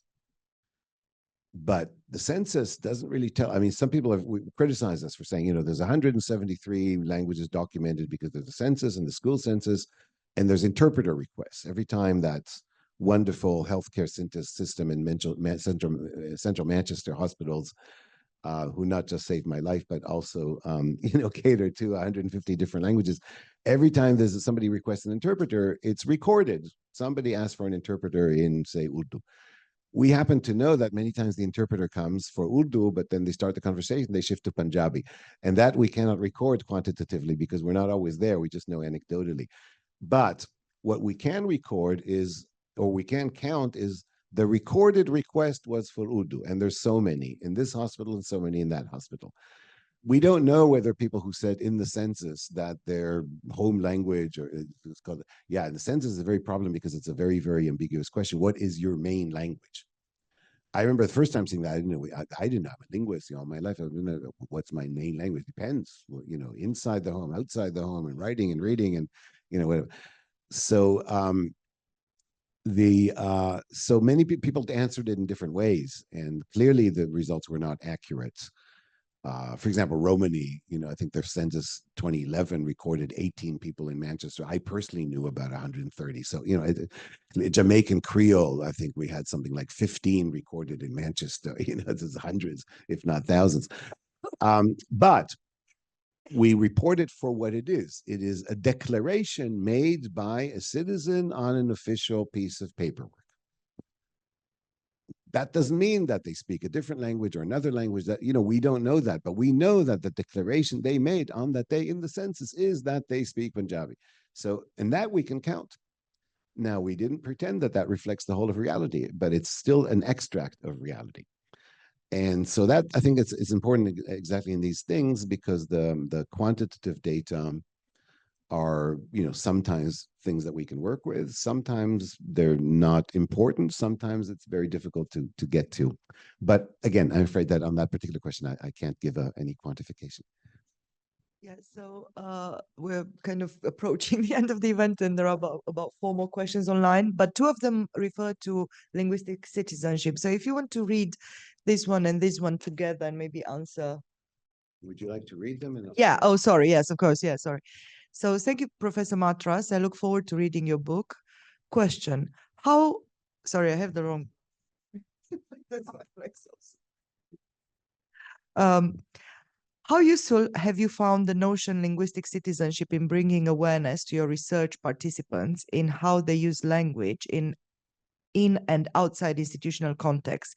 And how can we translate it in our efforts of critical language awareness for multilingual speakers and training packages for those working in institutions?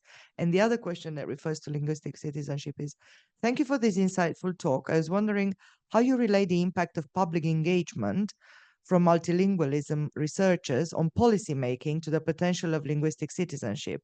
Do you see linguistic citizenship as an approach that can be inscribed in institutional environments, even though it actively speaks from the margins? Do you think the transformative potential would be lost? Would new measures towards multilingualism fall into the same issue as linguistic human rights? So yeah, I mean, we only have like 10 minutes left, so I'll apologize to the people online whose questions we cannot answer, but we'll try to answer this too. Yeah. Let me try, because I think I've answered both these questions already. So maybe I can kind of shorten, because I said before, I commented on, I think all of these concepts, linguistic citizenships, but also the one we were discussing before, utopia, interrogating, I mean, they are concepts that help us arrive at an analysis, a communication, some kind of sorting out of our thoughts, categorizing them, and formulating a vision. But they're not a prescription.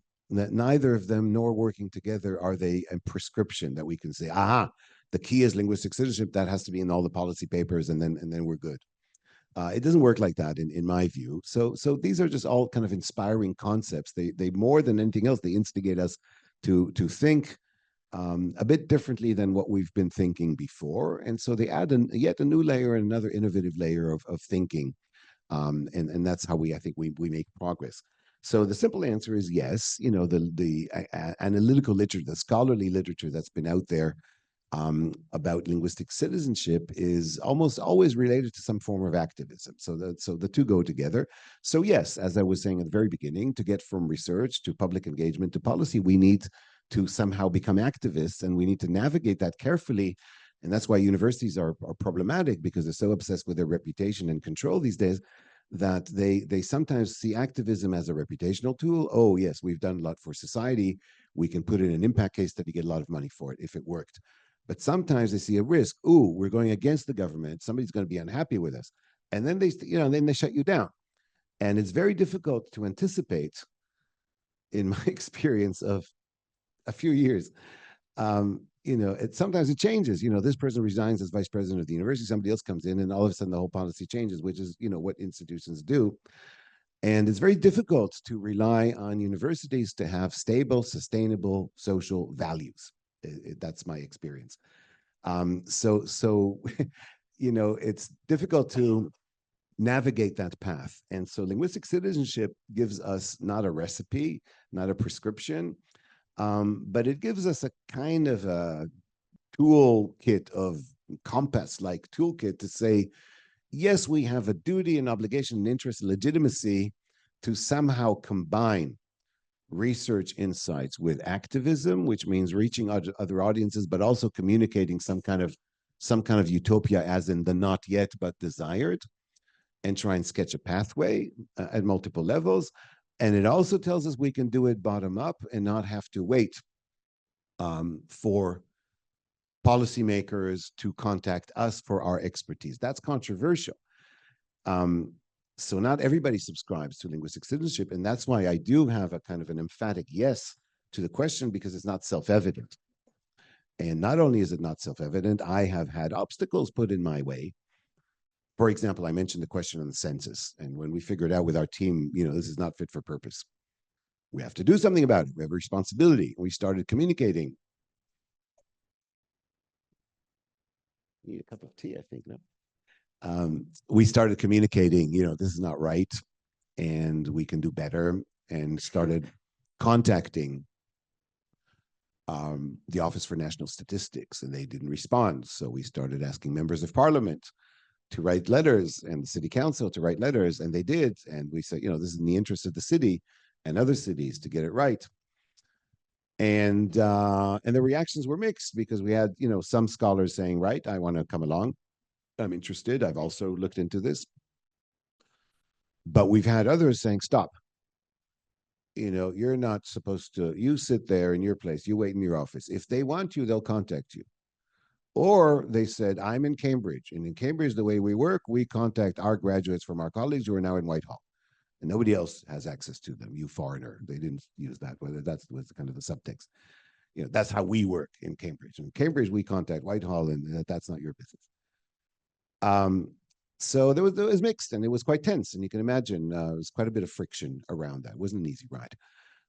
So my answer to the linguistic citizenship is we don't have to wait, we don't have to ask for permission, within reasonable, limits of certain things that we can do with resources, with students. There's ethics, things to follow and whatever. I don't mean just ethics guidelines, there's ethics, intuitive, ethical, what is ethic, whatever. But within all of that, I think we should do things. But that's why we can't always rely on universities or other institutions, because their policies are sometimes in contradiction to that. So we need more grassroots organization, but absolutely, yes. So the book is about, I would say, linguistic citizenship, a case study of linguistic citizenship. Yeah, we still have time, right? Yeah, we do have time for another question. If you can breathe. Yeah, I'll be all right. It just comes and goes.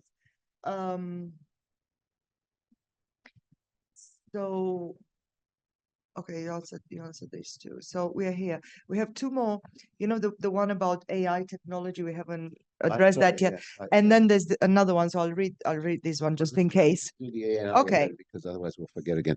So sorry. So it's not my kind of area of immediate expertise, the AI, but I mean I don't see AI replacing. And the challenge, ask AI, can they write a book speech in the city of 250 pages? If they produce something like, but you need the human insight. There's no question. But there are things, machine translation. One of the I've got a chapter there on the communication in the healthcare sector, and how, in fact, there is that system that I mentioned before.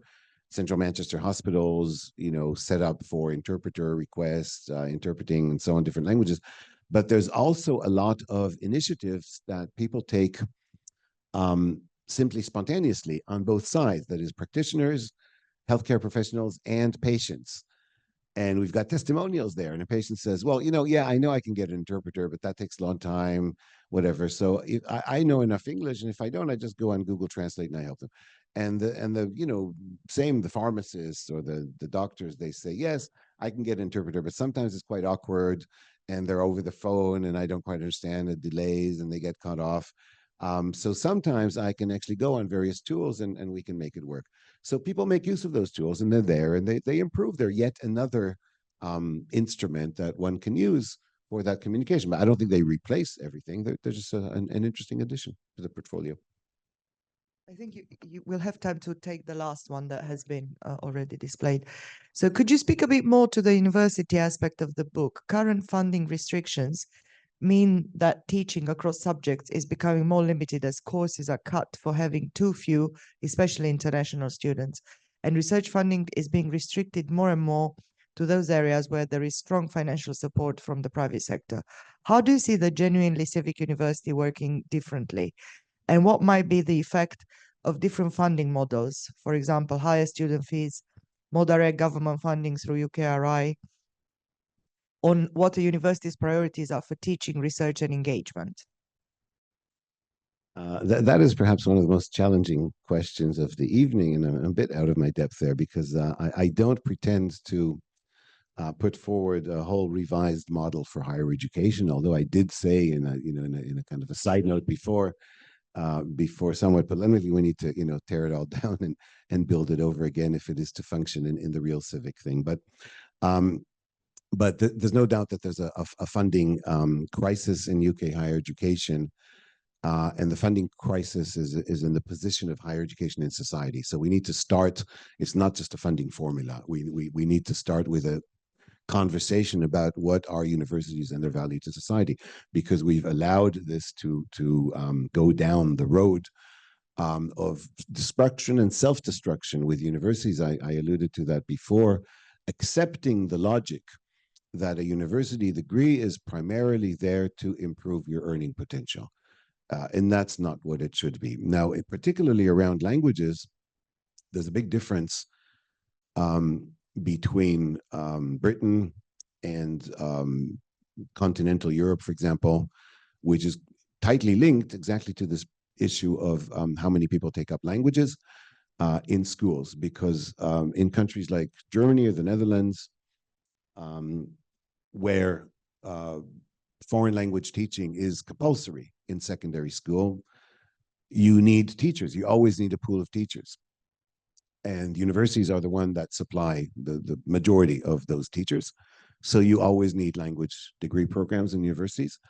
And in some of these places, it varies from state to state, and Germany's a federal system, also varies. But the government has, or the ministries of education have, a direct responsibility for the course units for the degree programs on modern languages. So it's actually a different qualification path, whether you're doing an MA that is a research-oriented degree or an MA that is a teaching-oriented degree.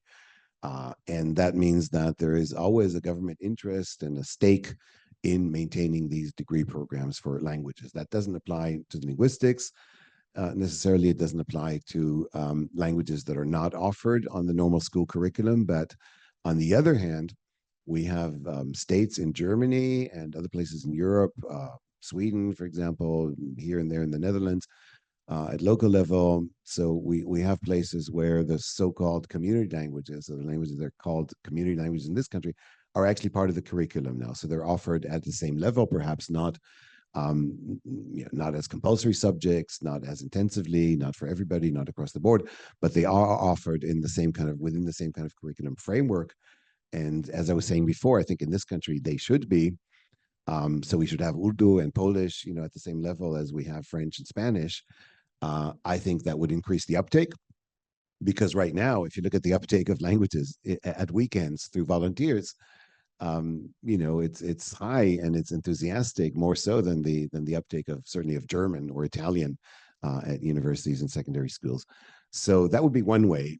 And of course, the obstacle there is that unless we recognize that we're a multilingual society and we owe the heritage, the cultural heritage of these populations as much as we owe those populations who are of Celtic or Anglo-Saxon background, then we're not going to get there. But we also need that responsibility that university education is there to have a better informed, better engaged society. We need, universities there to educate people for citizenship. Unless we have that, we're not going to have that awareness that we need to take more funding into universities and change the equations that they are now, and not look at profitability and all this thing of positive graduate destinations. But I have two more proposals to add to that. The first is that there's a section in the book where I deal with how modern languages degrees are organized. And I think we have a very old-fashioned system and hierarchy in looking at languages. And all this pressure that has come on modern language teaching in universities has led these disciplines within universities to look for some kind of self-legitimacy, justify their existence. And it's interesting because it gives us a body of reports and statements about how they see themselves. And I've used that to propose a bit of a kind of a taxonomy of what kinds of things we have there. So we have what I call the former colonizer studies. So these are basically, we copy what we have here in this country for English literature, English history. Other countries have for their own history because they sustain their national awareness. And then we kind of import that. And that gives us, French studies, Spanish studies. Then we have, and they sometimes overlap, we have these former enemy studies. So we used to have, Eastern European studies, Slavonic studies used to be in the Cold War period. We have to study the enemy because we have to spy on them, understand how they work. Now then that, that there's no new need. Some people are arguing in the last few years, we need to revive Russian studies to what it was before because the threat from Russia. I mean, this is, and I'm making this up. I mean, there's footnotes in the, this is what people are going out and saying, we need Russian studies because look at what's happening in Russia. That's the justification. And we need, languages of the Middle East because it's a conflict area and so on. Or trade, we need more French to boost our GDP. I mean, people come up with all sorts of calculations, but this is sort of partly self-inflicted because when the higher education sector has allowed itself to be drawn into that kind of vicious circle of argumentation to try and find its economic logic. And once again, the point of departure, we are a multilingual society, so studying other languages should be on a par with studying English heritage. English heritage is the one subject that is not justified. And I've been there, I've worked in these schools and faculties and I know how they work. Nobody's asking English heritage, English archaeology, English language, English literature justify its existence through numbers, as much as they're asking others. So if we extend the basis of, what is our cultural heritage, it is multicultural, and then the others belong that to. And so I proposed I mean, there's a few other elements in the taxonomy I won't go all into, such as what I call desired sphere of influence studies. So, for example, there was a Latin American institute that until recently said we are very important because 80% of the drugs that are imported into Britain come from Latin America, so we have to understand them. You know, it's another version of, you know, or Central Asia studies. But I propose a kind of a locality study, simply for the sake of the argument. You know, again, it's not a formula. It's not a, you know, it's not going to solve it. But locality studies is the fact that, you know, people in the NHS, people in the police, people in schools, speech and language therapists could do with at least a few courses informing them of what is the linguistic profile of the place they work in or want to work in, so that they can know more, so that when they get to the hospital, they know already that Polish is mutually intelligible with Czech. They don't need me as a patient there to tell them that, and on and on. You know, so so that would, you know, that would be an agenda that would be more dynamic, because it doesn't have the ontological legacy of 500 years of, you know, from the Enlightenment to here. You know, we cannot change anything in the curriculum except a bit of postmodernism kind of added onto that. You know, it would be tailored to what are the practical needs, perhaps surveyed. You know, what are public services needing in terms of information about this. And then the, you know, it would introduce a trajectory into languages that is not dependent on a philology of a single language and its past 100 years, and would be much more dynamic, would not necessarily involve learning a language, maybe learning bits and pieces of some of it, enrich that, but make it a, let's just say, an accessory skill or pool of knowledge that people will bring with them into the, so, you know, the vast number of sectors where they have dealings with a diverse population, which is now pretty much everything if you're working in a large city, from running a museum to running a government department to running the police force or a local clinic for, you know, whatever. So that's my answer, and I'm afraid I'm not in a position to put in a, you know, a financial formula. But that's the kind of a discussion that I would want to lead, and I and people like me would be in a position to lead conceptually with the people who then are hopefully in a position to turn that into an economic formula that could help fund universities in a new way. Yeah, so there are no more questions, just lots of thank yous online. And also we reached the end of the event. So I just want to thank you and Ruxandra for being here and presenting at CEAS this fascinating book that has been extremely well received. And the audience in the room, the audience online, and I invite you to have some wine and cheese at the back of the room. Thank you so much.